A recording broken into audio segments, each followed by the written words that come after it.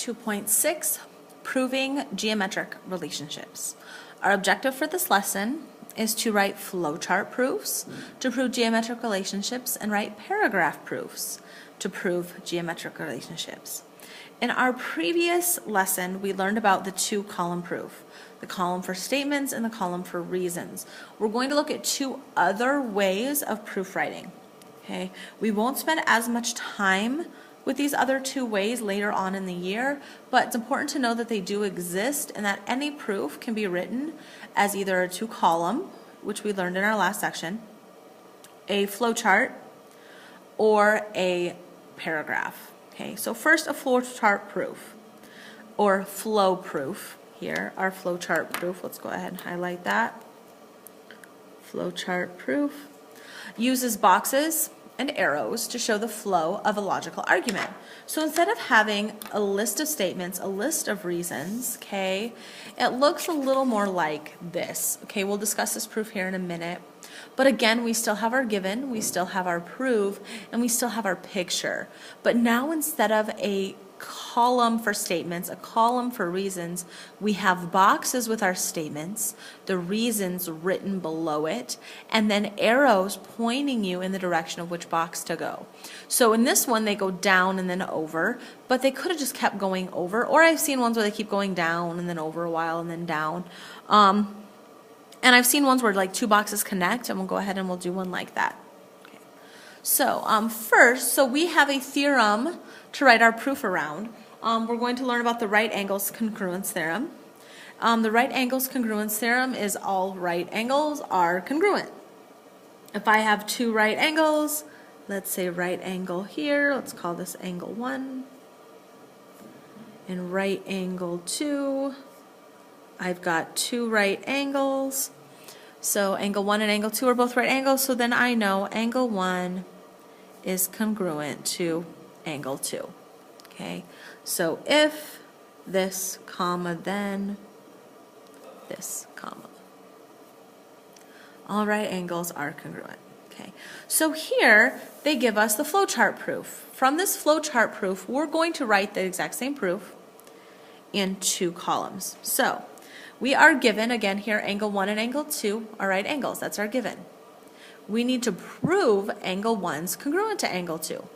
So the flowchart proof, first they started with our given. Angle 1 and angle 2 are right angles. That's given. So let's do that in our statements. Angle 1 and angle 2 are right angles.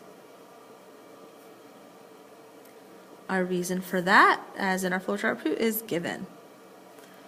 Angle 1 and angle 2 are right angles. Okay, if we know they're right angles, then we know their measures are 90 degrees. That's definition of a right angle. So for 2, we would say the measure of angle 1 is 90 degrees, comma, the measure of angle 2 is 90 degrees. The reason for that is definition of right angle. Oh, I was trying to put the word right and angle together. Right, R-I-G-H-T, angle. Okay, so they're both equal to 90 degrees. Well, if they're both equal to the same thing, here, let's get highlighted. They're both equal to 90 and 90. Since they're both equal to 90, then I know they have to be equal to each other using the transitive property of equality. So the measure of angle 1 equals the measure of angle 2. That's our transitive prop of equality. Well, if their measures are equal, then I know they are congruent. That's definition of congruence. Angle 1 congruent to angle 2. Definition of congruent.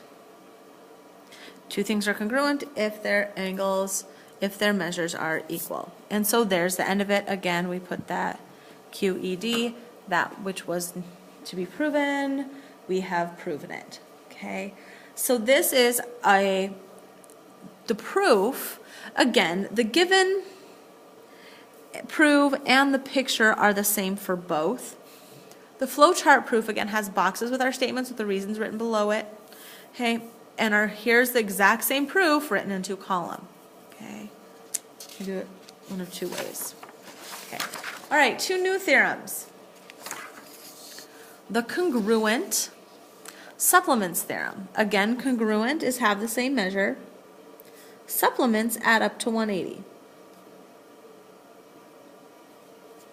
Okay, so what this theorem is telling me, if two angles are supplementary to the same angle, or two congruent angles, then they are congruent. Okay, so like in this picture, okay, here's my if then. If, let's say, angle 1 and angle 2 are supplementary,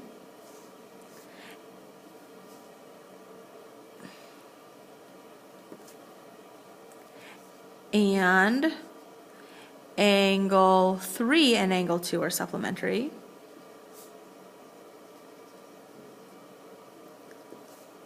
then I know that angle 1 is congruent to angle 3. Okay, so since these two angles add up to 180, and these two angles add up to 180, then I know angle 1 and angle 2 are congruent because they're both connected through this angle 2. Okay, that angle. Okay, because they're both supplementary to the same angle, so I know they're congruent. So it either could be they're supplementary to the same angle or to congruent angles. I could have, let's say, an angle 4 down here. And if I know angle 2 is congruent to angle 4, if I know 1 and 2 are supplementary and 3 and 4 are supplementary, since 2 and 4 are congruent, I know 1 and 3 also have to be congruent. Okay. The same holds true for complements. Again, it's the congruent complements. Complements add up to 90. The congruent complements theorem. If two angles are complementary to the same or to congruent angles, so if they're complementary to the same angle, let's say they're both here complementary to angle 5, okay, then they are congruent. So if 4 is supplementary, if 4 and 5 are complementary, 6 and 5 are complementary, then I know 4 is congruent to 5. Okay.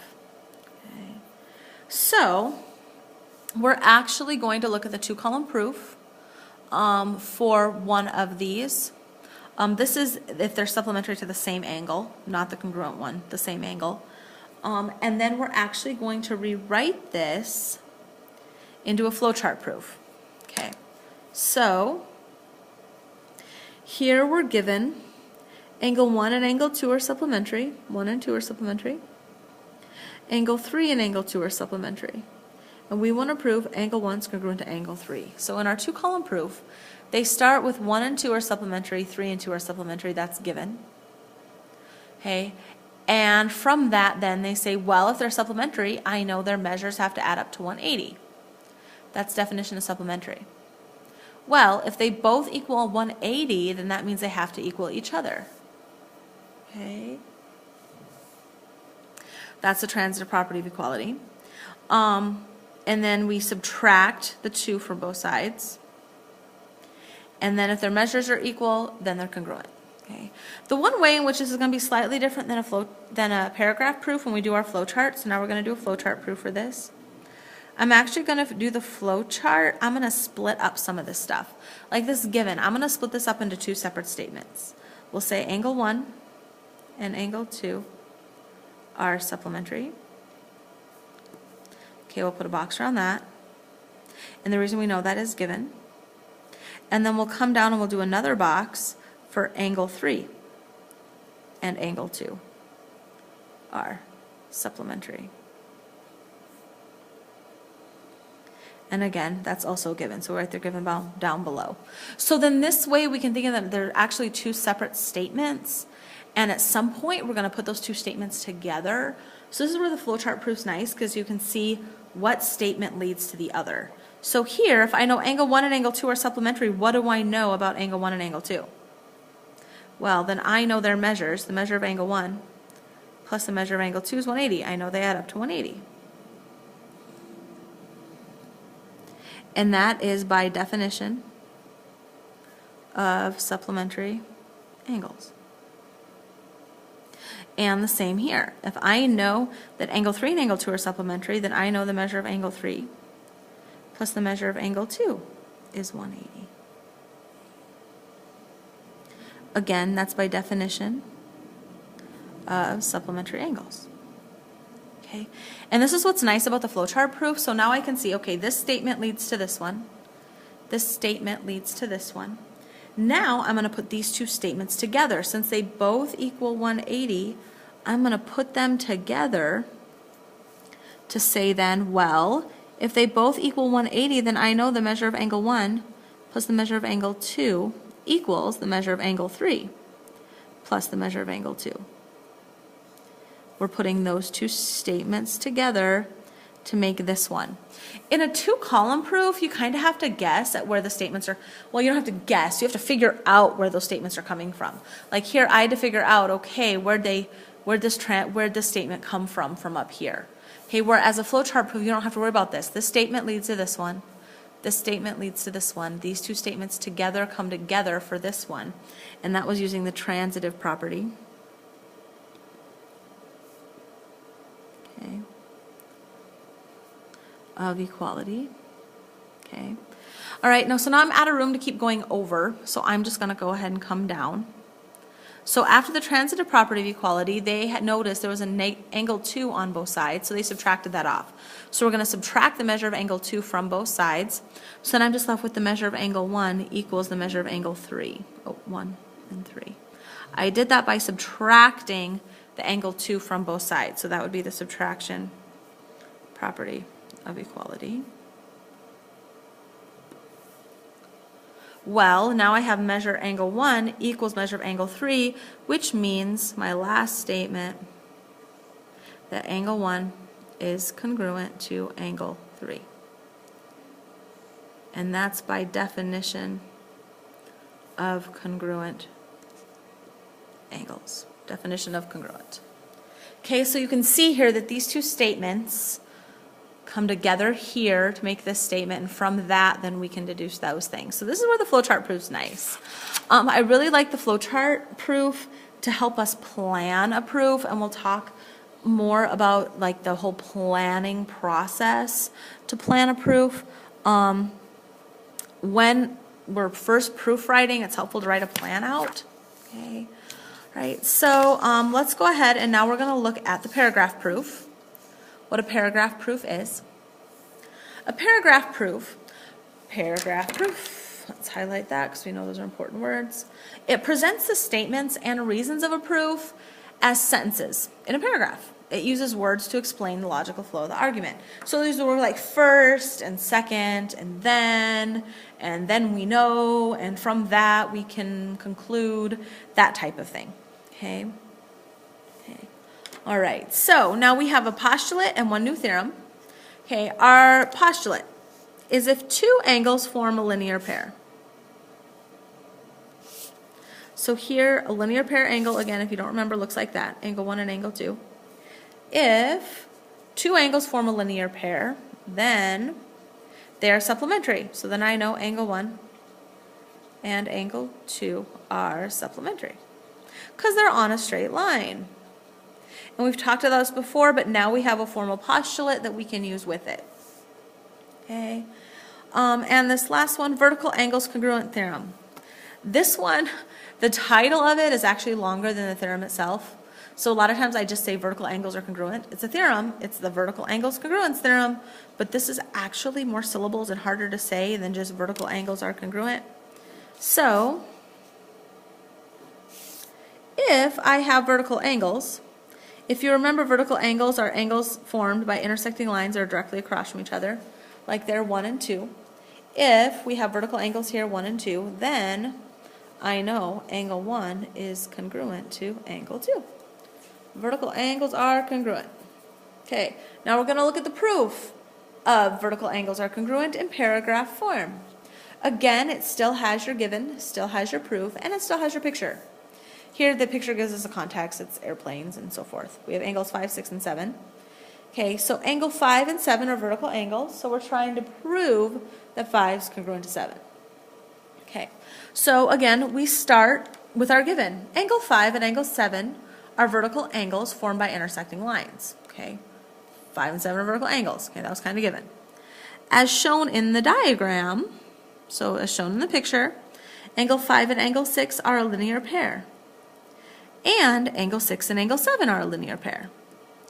Then, by the linear pair postulate, angle 5 and angle 6 are supplementary, and angle 6 and angle 7 are supplementary. So, by the congruent supplements theorem, angle 5 is congruent to angle 7. Again, if you don't remember our congruent supplements theorem, if two angles are supplementary to the same angle, then they're congruent to each other. So here, we have 5 and 6 are supplementary, 6 and 7 are supplementary, so they're both supplementary to 6, so 5 is congruent to 7. Okay, so now we're going to put this into two columns. Number 1, again, we start with our given. Angle 5 and angle 7 are vertical angles.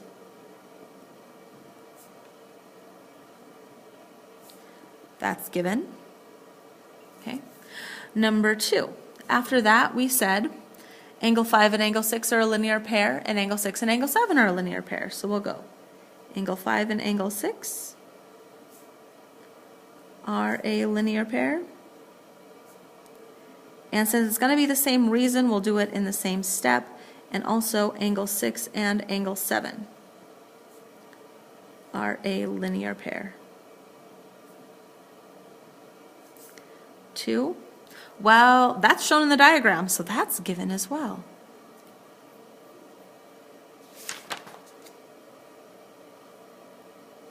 Okay. Given, or you could say shown in diagram. Or you could say, well, that's just by definition of linear pair. Any of these would be acceptable reasons here. Definition of linear pair, right? Side by side on a line. Okay. All right, so once they got through that, then by the linear pair postulate, that's our reason. Angle 5 and angle 6 are supplementary, and 6 and 7 are supplementary. So we'd go angle 5 and angle 6 are supplementary, and then angle 6 and angle 7 are supplementary. And the reason for that, it says by the linear pair postulate. Linear pair postulate says if we've got linear pair angles, then they are supplementary. So this is the linear pair postulate.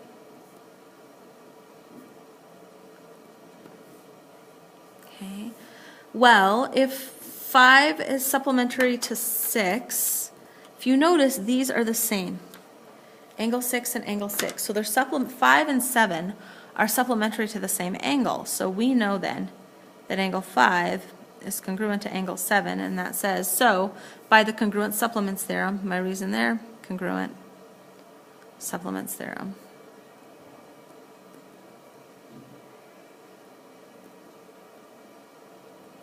By the congruent supplements theorem. Let's extend that line. By our congruent supplements theorem, angle 5 is congruent to angle 7. Okay. All right. We've got 2 to go. All right, so we, example 4, back to some algebra stuff, find the value of x. You might be like, wait, this is way weird, but it's using our vertical angles congruence theorem. If two angles are vertical angles, then they are congruent. So these two angles, this angle right here, and this angle are vertical angles. They're across from each other with intersecting lines.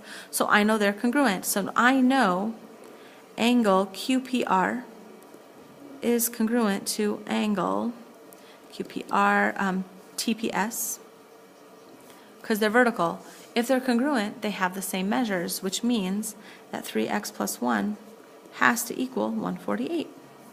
Subtract the 1 from both sides. Divide both sides by 3. 147 divided by 3. 3 goes into 14. 4 times, that's 12. 14 minus 12 is 2. 27, 3, so 43. X is 43.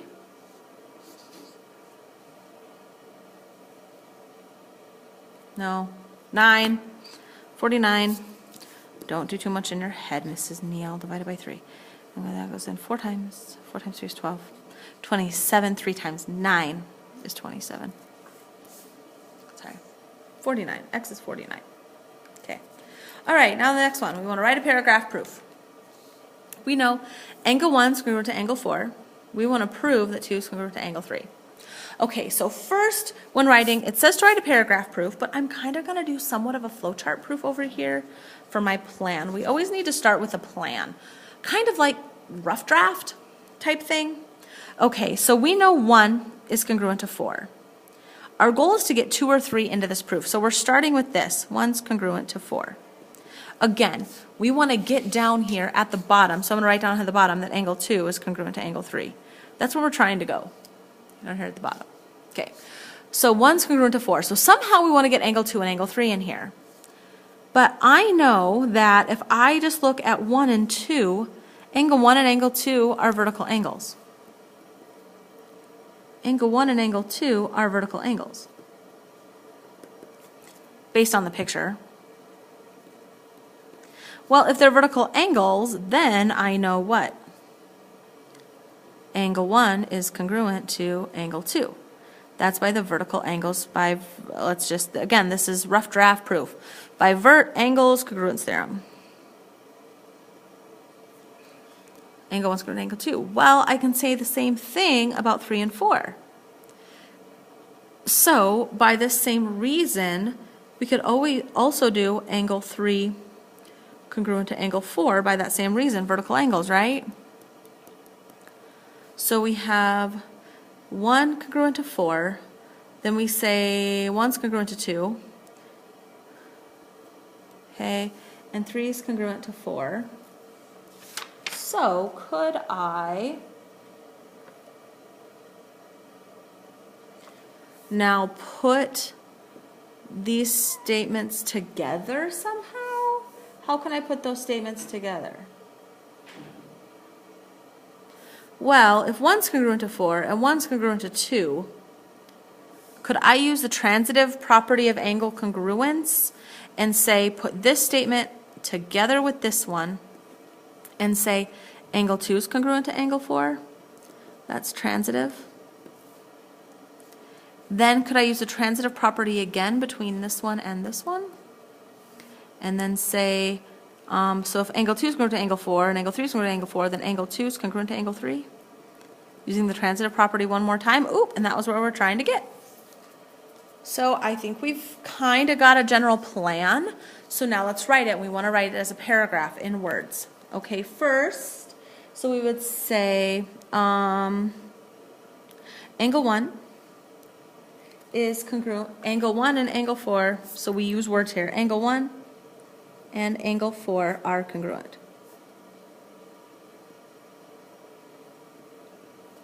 Okay.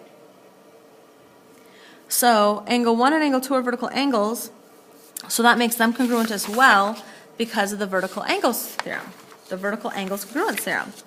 Angle 1 and angle 4 are congruent, and then let's go by the, oh sorry I can't see that, by the vertical angles congruence theorem.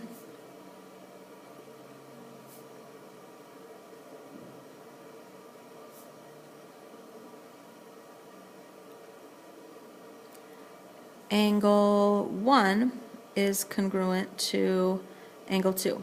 Angle 1 is congruent to angle 2 by the vertical angles. And using the transitive property of congruence, it can be said that angle 2 is congruent to angle 4. So that's basically, we just did all this whole stuff right there. We have angle 1 is congruent to angle 4. By the vertical angles congruence theorem, by the vertical angles congruence theorem, we know 1's congruent to 2. And then we use the transitive property with the first statement, the transitive property of congruence then to say angle 2 is congruent to angle 4. Okay. All right. We also know that angle 3 is congruent to. How about, okay, we should have done this first. How about we put these two statements together? put the angle 1 and angle 2 and angle 3 and angle 4. So by the vertical angles congruence theorem, angle 1 is going to angle 2, angle 3 is congruent to angle 4, and using the transitive property of congruence, it can be said that angle 2 is congruent to 4. Okay. The transitive property of congruence can be used again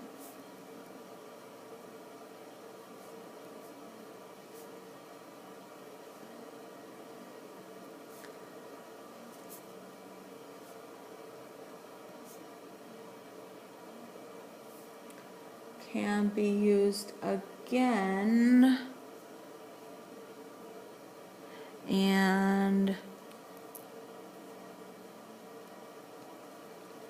I don't know if we want to use the word and. We don't want to get too many ands. Okay. And angle 2 is congruent to angle 3.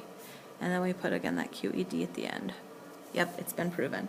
So the one thing I don't like about the paragraph proof, like what we did, we made some changes to it. Making changes is a lot harder, because you can't just like erase that one reason. You have to go in and like change the wording and everything around it to make sure it makes sense grammatically. So if we were to read it, angle 1 and angle 4 are congruent. By the vertical angles congruence theorem, angle 1 is congruent to angle 2, angle 3 is congruent to angle 4, and using the transitive property of congruence, it can be said that angle 2 is congruent to angle 4. So we put this statement and this statement together. Okay. The transitive property of congruence can be used again, and angle 2, so we're using these two statements together, and angle 2 is congruent to angle 3. And that's what we were trying to prove, so we say QED. So there's our paragraph proof. Again, you will not be required on a skill check to come up with a proof like this beginning to end all by yourself. It'll be more, here's a paragraph proof, write it into column. Or fill in some of the missing pieces of this paragraph proof, that type of thing. Okay, so write down your practice, and good luck.